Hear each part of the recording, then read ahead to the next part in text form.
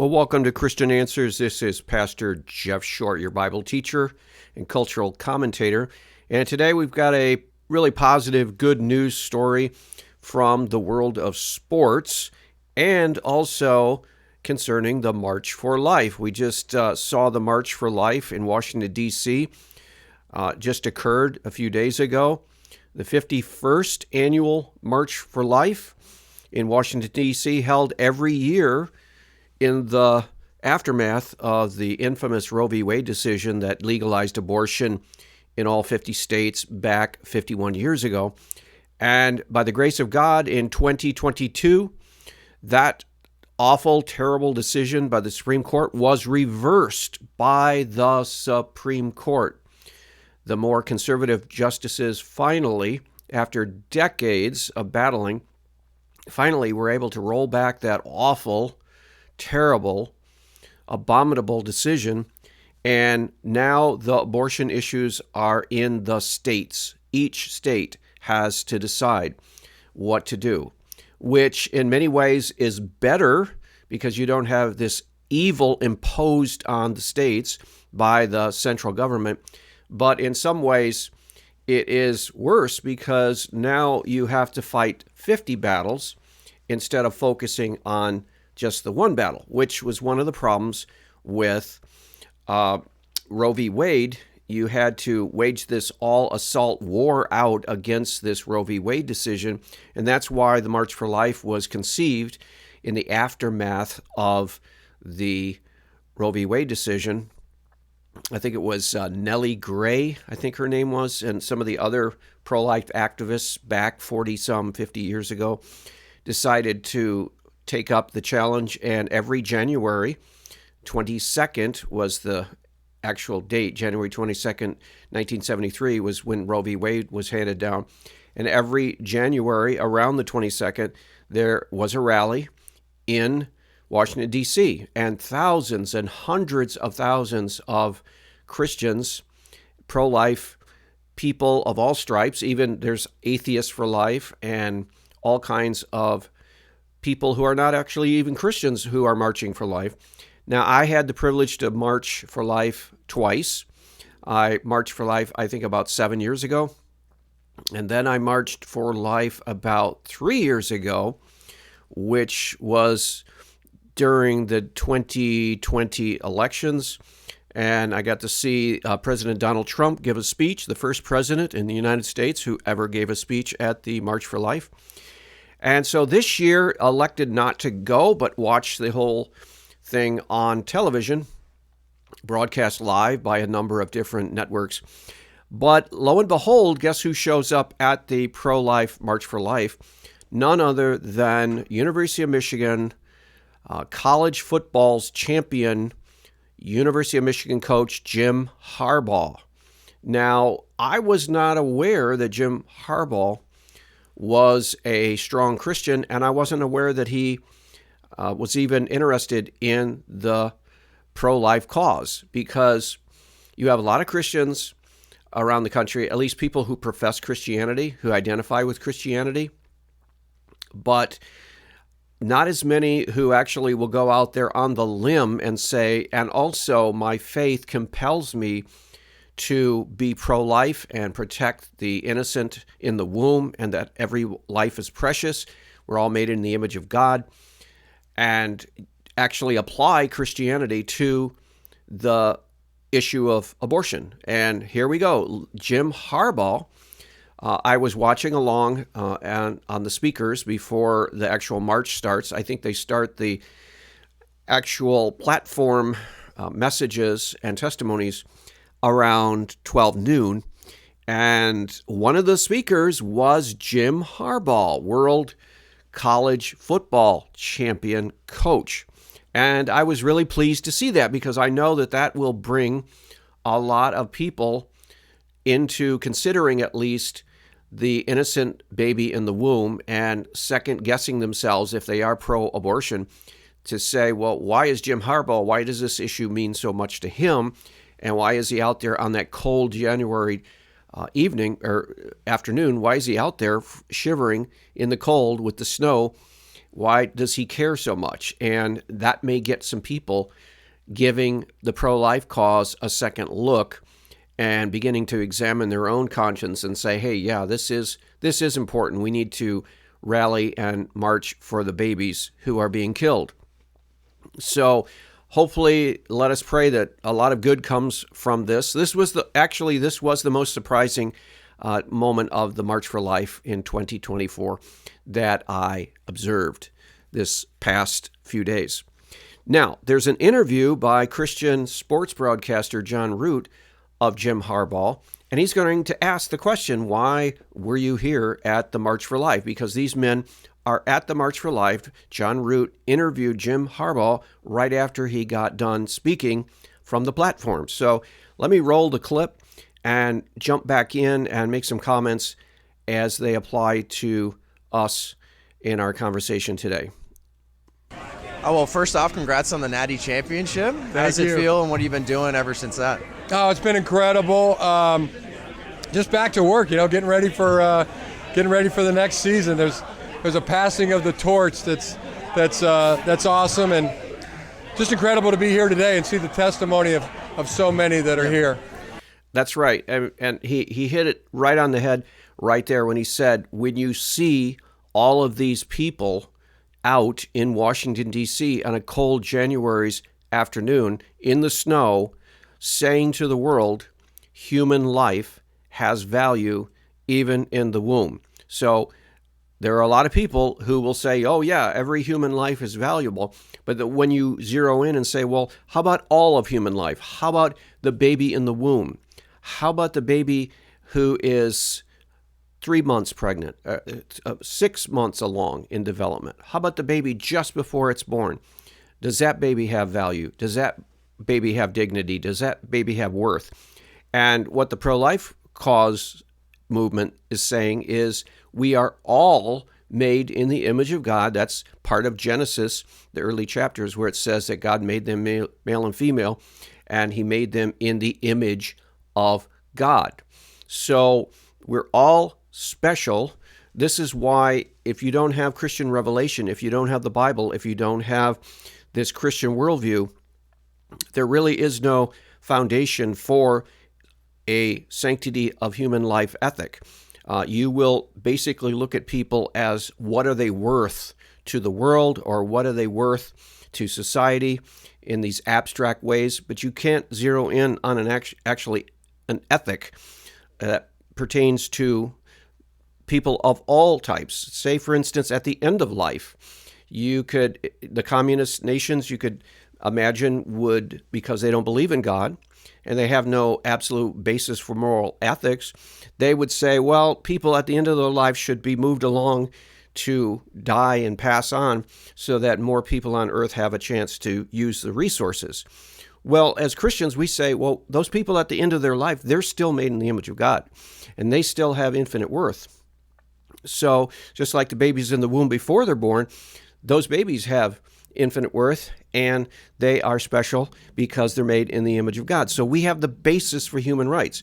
The secular people, the atheists, and some of these other philosophies, they have no basis for human rights other than just arbitrary decisions. So Jim Harbaugh hit it right on the head. He's happy to see all the people, and we're talking hundreds of thousands of people, out in Washington at the mall there, rallying in support and saying to the world, especially saying to our citizens in the United States and the politicians too, we want the United States to protect and preserve life at all stages, even the baby in the womb. And so we're opposed to this abominable, barbaric practice of abortion. And now we have a challenge before us because it's not just one concentrated thing. It's now 50 states that have to be dealt with separately. So good to see Jim Harbaugh actually there and be part of the witness for human life. But let's continue.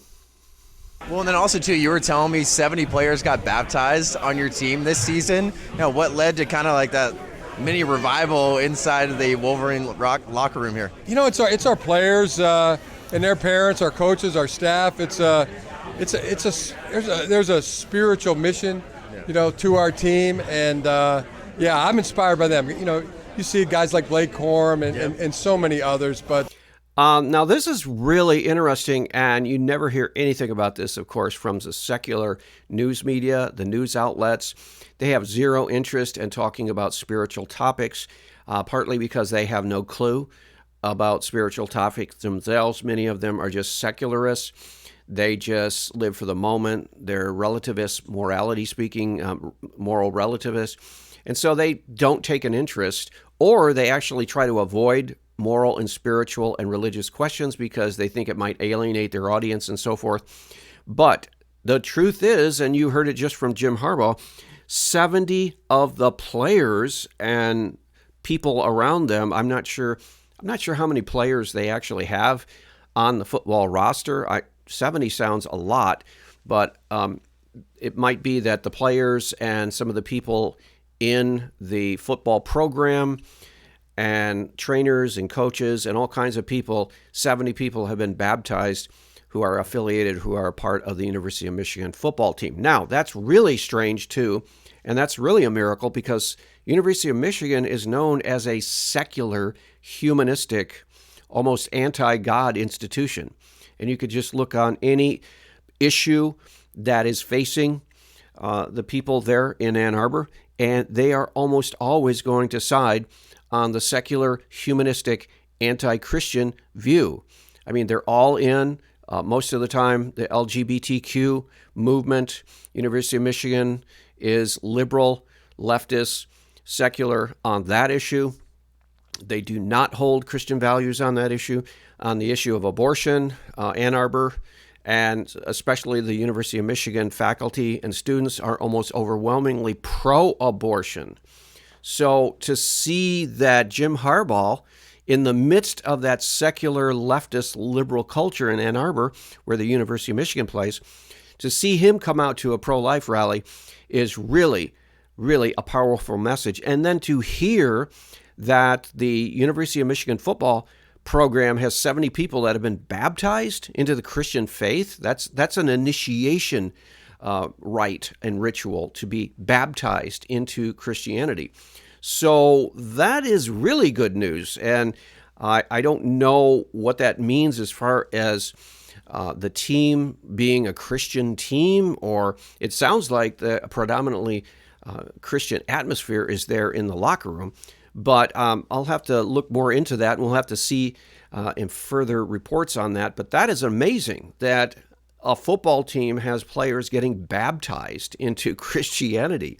So if that happened, just like John Root said, that is a little mini revival taking place amongst the football players. And who knows, maybe this national championship by the Michigan Wolverines is sort of a reward for their moving toward God in this direction. I don't know. There are a lot of Christians on college campuses, and I'm sure there are a lot of Christian collegiate football players who are Christians, but I've never heard of a whole team with the numbers like that, 70 players and people affiliated with the program baptized, and Blake Corum, who is their star running back.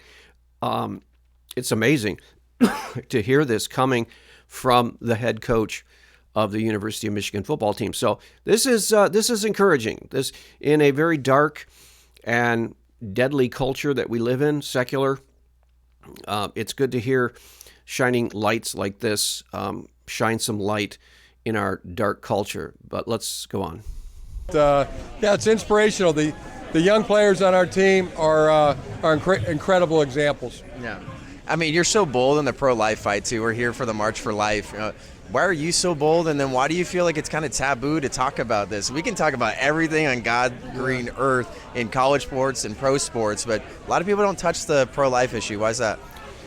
Just have the courage to let the unborn be born. I think that is an excellent question, because that was probably the question I was asking in the back of my mind, is why would Jim Harbaugh take a risk in coming to the pro-life March for Life rally in January in Washington, D.C.?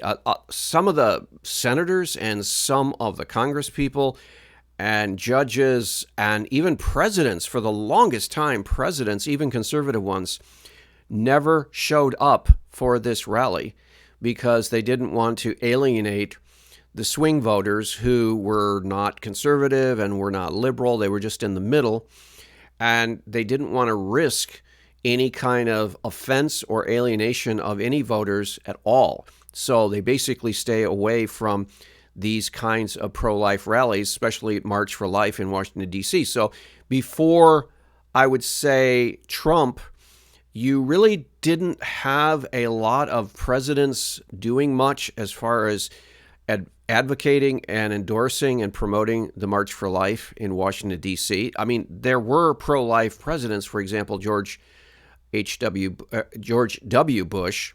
He was pro-life, and he ran on a pro-life ticket, and I voted for him twice, and he won twice, but he never showed up at the March for Life.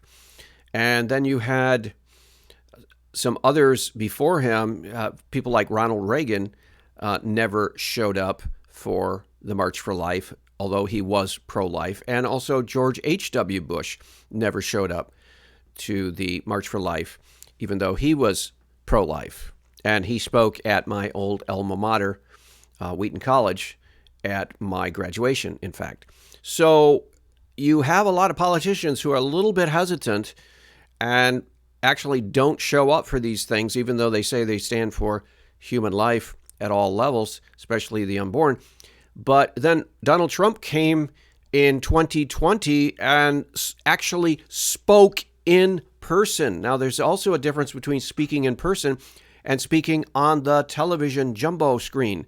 So you have had before, I went to a March for Life one time. I think it was the first year that Donald Trump, or the second year that he was president, and Mike Pence appeared on the big screen TV and gave an endorsement, and that was an encouragement. But I don't think a president has ever done the big screen endorsement. But then Trump actually showed up in person and gave a speech from the platform. And I was able to see that. That was a historic day. And then sure enough, a couple years later, Roe was reversed because of Trump's Supreme Court justices. So we have a situation now where the whole purpose of the March for Life in Washington, D.C. was to reverse Roe v. Wade. And I can remember holding on to signs and chanting, hey, hey, ho, ho, Roe v. Wade has got to go. And that was the focus of the March for Life, to put pressure on politicians and to rally the troops in order to get change at the Supreme Court level. In fact, we used to march down, I think it was Pennsylvania Avenue, and then we would end up at the Supreme Court building because of that was the focus of the march, to get Roe reversed. And lo and behold, praise God, 2022, Roe was reversed. So that leaves the question, now what is the purpose of the March for Life in Washington, D.C.? Because the accomplishment has already happened. Roe has been reversed, and all of those years of protesting have paid off as far as the national abortion Supreme Court ruling of 73 was reversed. So now you have a situation where there is a little bit of an uncertain message here. What are we marching for now?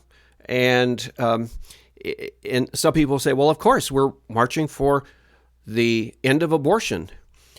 Yes, that's true, but that's different from actually marching for a concrete, tangible accomplishment like reversing Roe v. Wade.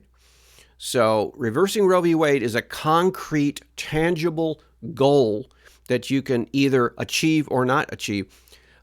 Ending abortion is a general and more abstract thing that is a little bit hard to measure, because what are we talking about? Are we talking about abortion in all states? Because in some states, by the grace of God, abortion has been effectively eliminated, and that's a blessing. So the pro-life movement has to learn now how to focus the energy and the resources to achieve the end of abortion completely through these 50 separate states.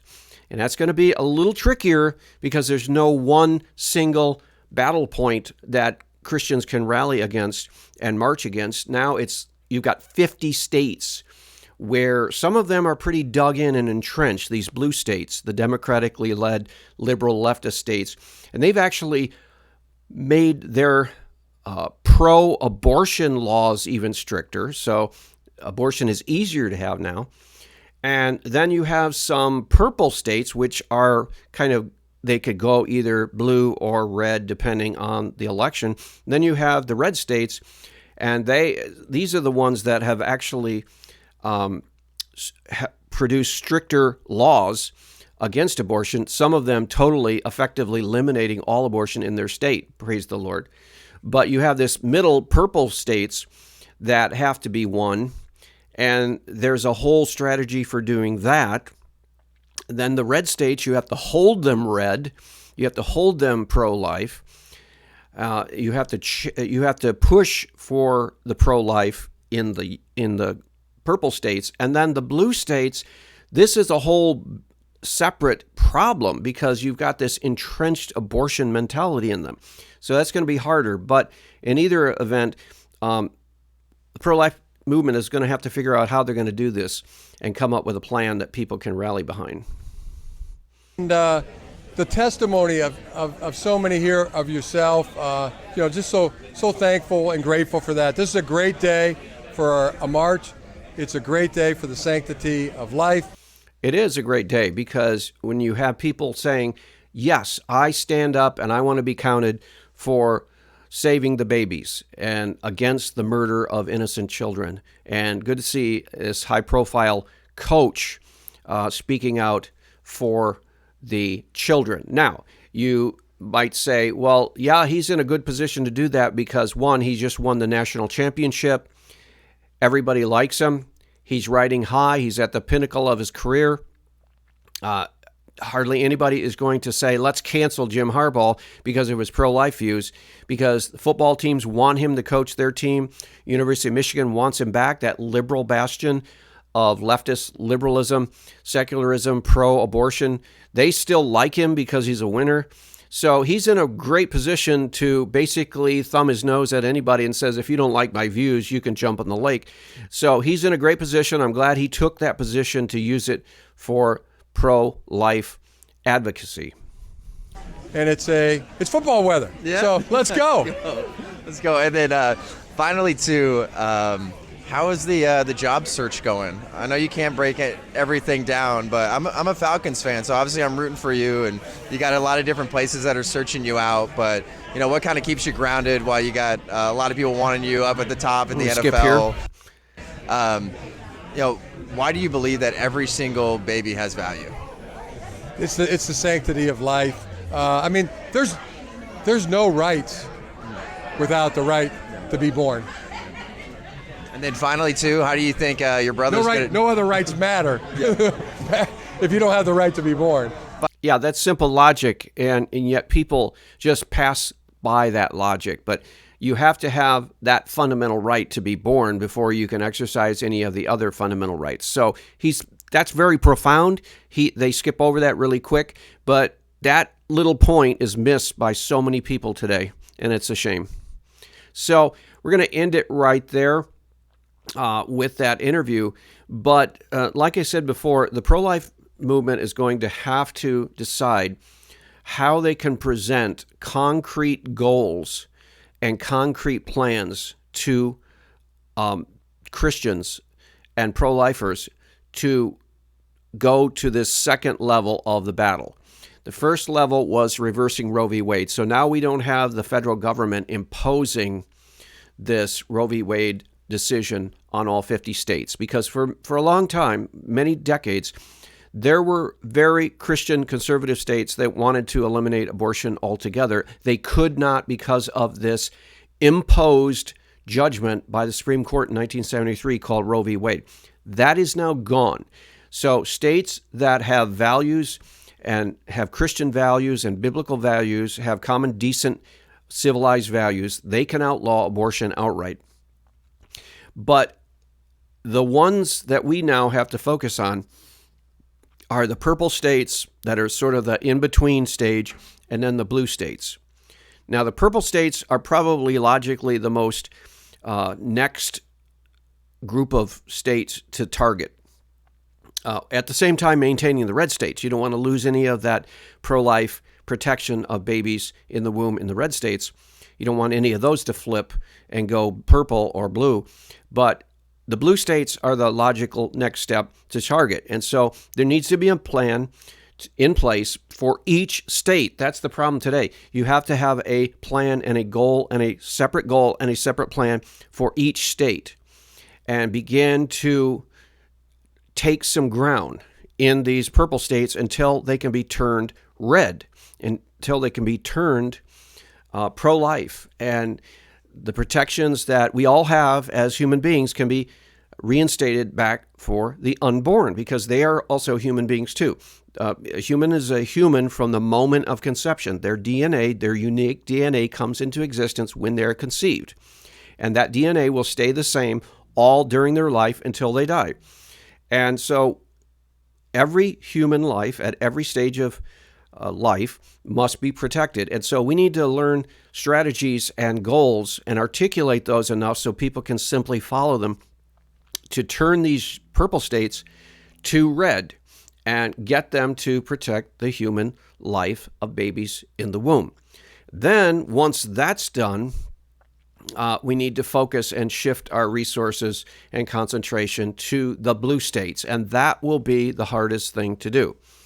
And actually, these things have to be done simultaneously, but I would say if you're going to have an emphasis, you would want to go after those states that can be turned the easiest, and that would be these purple states. And once that's accomplished, then you have to be able to go and assault these pro-abortion abominable laws that protect women killing their babies in the womb in the blue states. Now, you look at New York, solidly blue, California, solidly blue, and they are actually passing laws left and right making abortion easier. And they want abortion to be paid for by taxpayers. And they want to encourage abortion, it seems like. And so these states are going to be the hardest. And I would say New York and California are going to be probably the last holdouts. But by the grace of God, we can win the battle. But again, the pro-life movement is going to have to articulate a very clear message, just like they did with the original March for Life vision. The goal was reverse Roe v. Wade. So we show up every January 22nd, protest, have thousands and hundreds of thousands of people here, walk down Pennsylvania Avenue, walk to the Supreme Court, protest abortion. Okay, that worked. Now we have to come up with something like that that includes all of these states. So we need to be praying and asking God to help us. And by God's grace, we can see a day when abortion is no more.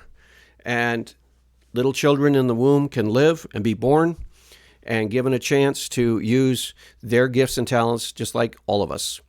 Well, we'll see you back next week. God bless.